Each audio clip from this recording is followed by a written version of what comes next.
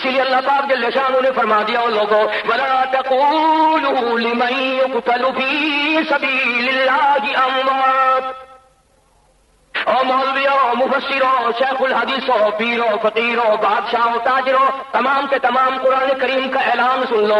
جو میری نام پہ مارا گیا، جو عورت کے پیچھے مارا گیا تباہ ہو گیا، جو جائیداد کے پیچھے مارا گیا تباہ ہو گیا، جو پیسے کے پیچھے مارا گیا تباہ ہو گیا، جو چوری کرتا ہوا مارا گیا تو جان میں خسارہ پا گیا، جو عورت کے پیچھے بدکاری کی وجہ سے مارا گیا تو جان میں برباد ہو گیا، جو اقتدار کی وجہ سے مارا گیا برباد ہو گیا، جو دولت کے پیچھے مارا گیا، مکان دکان کے پیچھے مارا گیا برباد ہو گیا. اور لوگوں جو میرے نام پہ مارا گیا تو جان میں کامیاب ہو گیا. اور ایسا کامیاب ہوا کہ اس کی اتنی عظمت بن گئی، اتنا اکرام بن گیا. اللہ فرماتے ہیں جس طریقے سے بھی کوئی مرے آخر مردہ کہو گے. بخار سے مرے، نمونیے سے مرے، ہیضے سے مرے، کبے دکھ سے مرے، کسی حال میں بھی مرے آخر مردہ ہے. لیکن فرمایا لوگوں تو میرے نام پہ مرا ہے، تمہیں اجازت نہیں کہ تم اسے مردہ کہو. یہ اتنی شان پا گیا، اتنا اکرام پا گیا، اتنی عظمت پا گیا کہ اب تم اس کو مردہ نہیں کہہ سکتے. بلّہ یا خدا کہتا وہ زندہ ہے، ایسا زندہ ہے کہ موت نہیں آئے گی. ولکن لا تشعرون، تم ان کی زندگی کو نہیں سمجھ سکتے. الہ العالمین جب قبر میں دفن کیا، کفن پہنایا، نماز جنازہ ہم نے ہوتی دیکھی، ہم نے سب کچھ ہوتے دیکھا، پھر مردہ کیوں نہ کہے. فرمایا وَلَا تَحْسَبَنَّ الَّذِينَ قُتِلُوا فِي سَبِيلِ اللَّهِ أَمْوَاتًا. چلو ہم زبان سے نہیں کہیں گے، دل سے تو آخر ہم ان کو مردہ جانیں گے، وہ ہیں بھی مردہ. قرآن کہتا نہیں، تمہیں دل سے سوچنے کی بھی یہ اجازت نہیں کہ وہ مردہ ہے.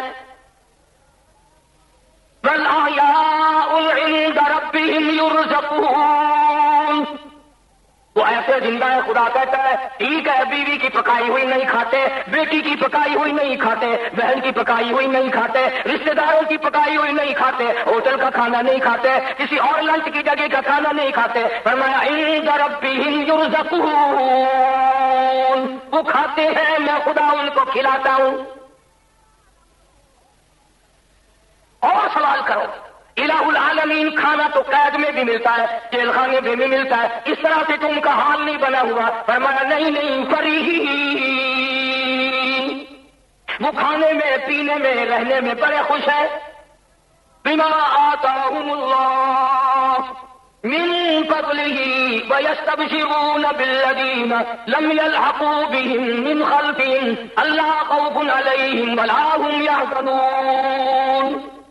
وہ اللہ میاں سے التجا کرتے ہیں، الہ العالمین یہ ہماری موت، یہ ہمارا آرام، یہ ہماری آسائش، یہ ہماری راحت، یہ ہماری فرحت، یہ جو ہمیں یہاں موت ملی ہوئی ہے، ہمارے پچھلوں کو بھی بتا دے وہ چارپائی کی موت سے بچ کر شہادت کی موت مرے. انہیں بتا، انہیں اطلاع کر ہماری موت کی. ہم بڑے سکون سے ہیں، ہم بڑے راحت سے ہیں. چنانچہ یہی وجہ ہے کہ محمد عربی صلی اللہ علیہ وسلم کے صحابہ کرام خوشی جبرن نہیں، جان دینے کے لیے دعائیں مانگا کرتے تھے. مدینے پاک میں کہ جنگ کا اعلان ہوا، اللہ پاک سب کو شہادت نصیب فرمائے. جنگ کا اعلان ہوا اور جنگ بھی بڑا عظیم کہ 6 لاکھ فوج آئی کافروں کی مدینے پہ حملہ کرنے کے لیے، مقابلے کے لیے جانا. تو یہ نہیں کہ پولیس گھروں سے پکڑ کے لائی ہو لوگوں کو، چلو تمہیں جانا پڑے گا، تلاش کرنا پڑا ہو. خدا کی قسم نگاہ نبوت نے ان کو ایسا رنگا، باپ بیٹا لڑ رہے ہیں مدینے میں، باپ کہتا میں جاؤں گا، بیٹا کہتا ہے میں جاؤں گا. اعلان یہ تھا کہ گھر سے ایک آدمی نکلے. آخرکار باپ بیٹے نے قرآن اندازی کی کہ جس کا پورا نکلے وہ جائے. بیٹے کے نام نکل آیا. بوڑھا باپ بیٹھ کے رونے لگا. بیٹے کو کہنے لگا اللہ واسطہ اپنا نمبر مجھے دے دے، تو ابھی جوان ہے، تجھے پھر کبھی موقع مل جائے گا، میں بوڑھا ہوں، مجھے شہادت کی موت پانے دے. اس قدر جان فشانی سے اور قربانی سے صحابہ کرام نے اس دین کی کھیتی کو اپنے لہو سے سینچا ہے. مدینے پاک میں ایک معذور صحابی رہتا ہے جس کے پیر نہیں ہے، ہاتھوں کے بل چلتا ہے. عمرو بن جموح رضی اللہ تعالیٰ عنہ، دونوں پیر نہیں ہے سرے سے اور ہاتھوں کے بل زمین پہ چلتا ہے.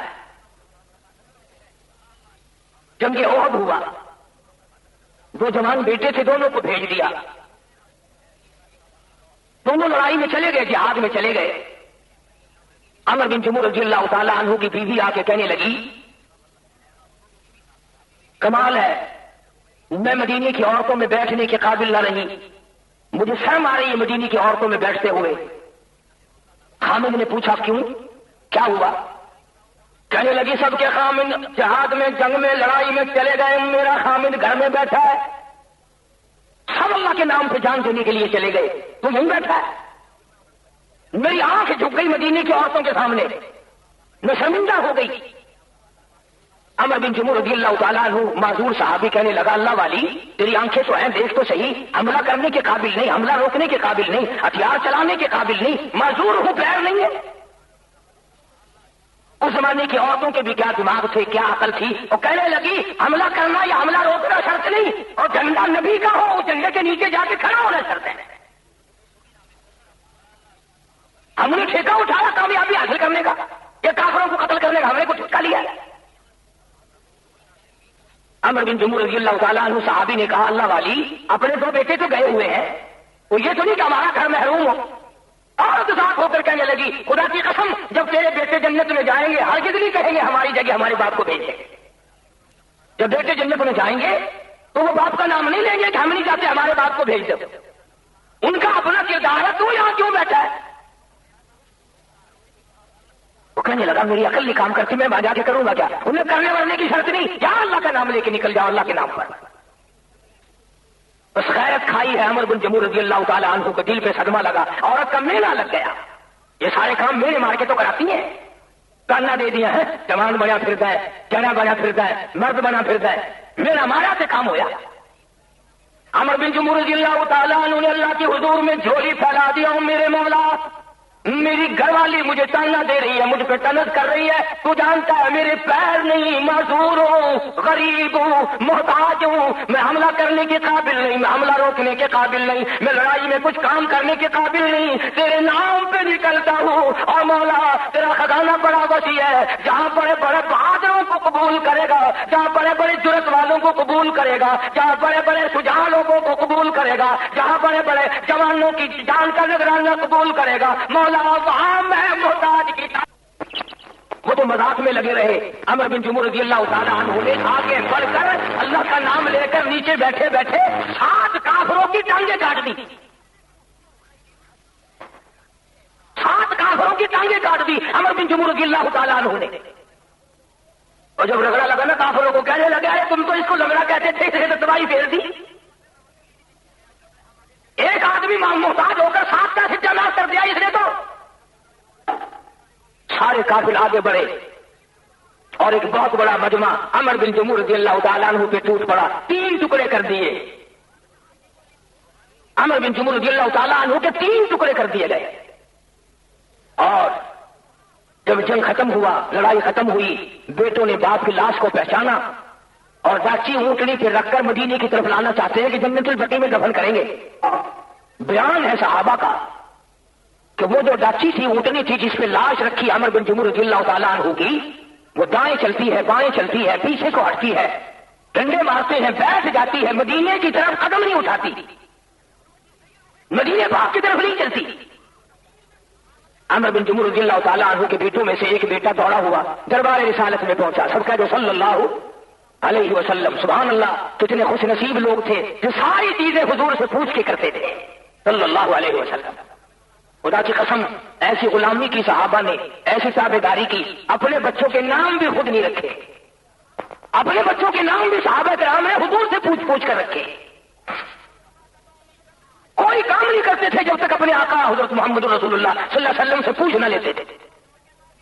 عمر بن جموح رضی اللہ تعالیٰ عنہ کا بیٹا مدینے پاک میں آیا، دربار رسالت میں آیا، آ کے کہنے لگا کالی کملی والے میرے ابا کی لاش ہے، ہماری تمنا جنت البقیع میں لا کے دفن کرے، داتی اونٹنی چلتی نہیں۔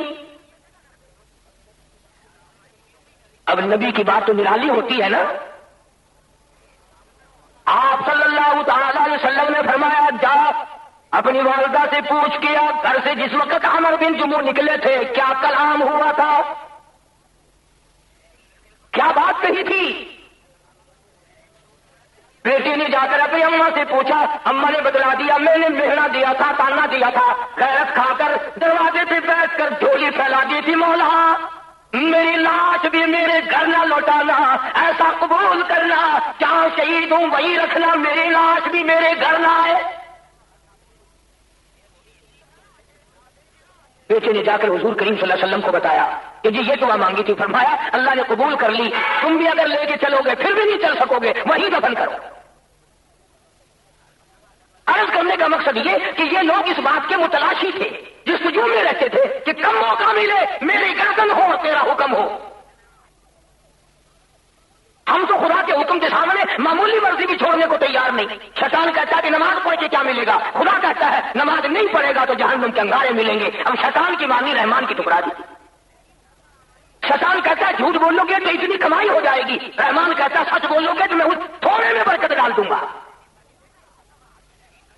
شیطان کہتا ہے فنکاری کرو گے تو بڑا دولت مند بن جائے گا، رحمان کہتا ہے اگر تھوڑے پہ صبر کرے گا اور حلال مانگے گا، حلال کھائے گا، میں تیری موت سے لے کر قبر اور حشر تک سارے نظام میں برکت ڈال دوں گا۔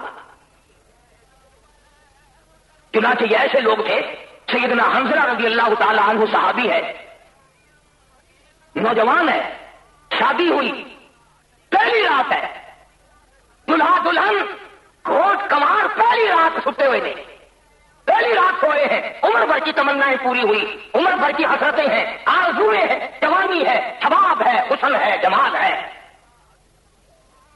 میاں بیوی ایک جگہ سوئے ہوئے۔ ادھر سے مسجد نبوی پہ کسی نے کھڑے ہو کر اعلان کر دیا انفروا فی سبیل اللہ، نکلو اللہ کے نام پہ، آؤ میدان جہاد میں۔ کفر نے اسلام کو للکارا ہے، مسلمانوں آؤ اسلام کا ساتھ دو، کفر کو مٹاؤ۔ تؤمنون باللہ ورسولہ وتجاہدون فی سبیل اللہ، آؤ اللہ کے راستے میں آؤ، اپنا سب کچھ لٹاؤ، جان بھی، دین میرا ہو، حکم میرا ہو، گردن تیری ہو۔ سیدنا حنظلہ رضی اللہ تعالیٰ عنہ اٹھے ہیں، اپنی بیگم بیوی کے پاس سے اٹھے ہیں، وہ بھی ساتھ ساتھ اٹھ گئی، سامنے کھڑی ہے، یوں خاموش نگاہوں سے حضرت حنظلہ اس کی طرف دیکھ رہے ہیں، گھر والی کے چہرے کو دیکھ رہے ہیں، اس کے چہرے پہ کیا آثار ہے؟ بولنے تو ہے نہیں،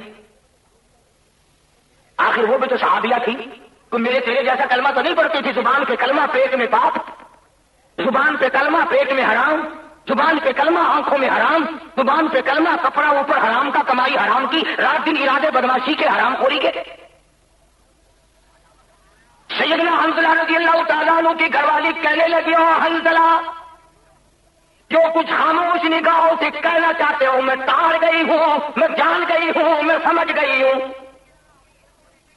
حنظلہ نے پوچھا تو کیا سمجھی ہے؟ کہنے لگی میں یہ سمجھ گئی جہاد میں جانے کے لیے کھڑے ہو، اللہ کے نام پہ جان دینے کے لیے تیار کھڑے ہو اور انتظار کر رہے ہو مجھے خدا حافظ کہنے کا، میرا چہرہ اس لیے تاڑ رہے ہو، میں کب روؤں گی، کب سسکیاں بھروں گی، کب ہسکیاں لوں گی۔ او حنظلہ جس نبی کا تو کلمہ پڑھتا ہے میں بھی اسی نبی کا کلمہ پڑھتی ہوں، یاد رکھو میری طرف سے میں تمہیں خود خدا حافظ کہتی ہوں، جاؤ میدان جہاد میں چلے جاؤ اور یاد رکھنا واپس آنے کی کوشش نہ کرنا۔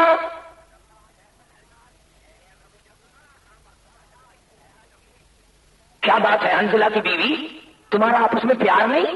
نگا نہیں بڑا ہے، تمہاری محبت نہیں ہوئی میاں بیوی کی؟ نے کہا بہت ہے۔ تمہارا مزاج نہیں ملا کہ کیوں نہیں ملا؟ پھر کیا بات ہے، کیوں کہتی ہو واپس نہ آنا؟ اللہ کے نام پہ جان دینے کے لیے چلے ہو، واپس نہ آنا کیوں کہتی ہو؟ اپنے خامن کے شہید ہونے کی دعا کر رہی ہو؟ نے کہا ہاں، کس لیے؟